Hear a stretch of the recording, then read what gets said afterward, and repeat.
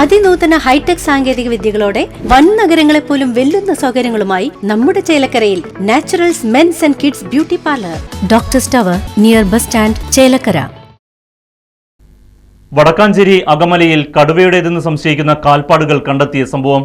പ്രദേശത്ത് വനം വകുപ്പ് നിരീക്ഷണ ക്യാമറകൾ സ്ഥാപിച്ചു.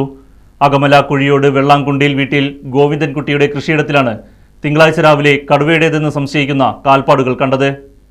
രാവിലെ കൃഷിയിടത്തിലിറങ്ങിയ തൊഴിലാളികളാണ് കാൽപ്പാടുകൾ ആദ്യം കണ്ടത്. തുടർന്ന് വനം വകുപ്പിൽ വിവരമറിയിക്കുകയായിരുന്നു.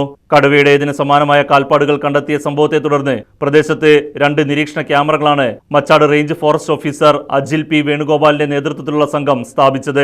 അതേസമയം വടക്കാഞ്ചേരി MLA സേവ്യർ ചിറ്റലപ്പള്ളി വനമന്ത്രി AK ശശീന്ദ്രന്റെ ശ്രദ്ധയിൽ വിഷയപ്പെടുത്തിയിട്ടുണ്ട്. നിലവിൽ തിരുവനന്തപുരത്തുള്ള MLA വനമന്ത്രിയുമായി സംസാരിച്ച് അടിയന്തര ഇടപെടൽ ആവശ്യപ്പെടുകയായിരുന്നു. തുടർന്നാണ് 2 നിരീക്ഷണ ക്യാമറകൾ സ്ഥാപിക്കുവാനും മേഖലയിൽ വനപാലകരുടെ നിരീക്ഷണം ശക്തമാക്കുവാനും നിർദ്ദേശം നൽകിയത്.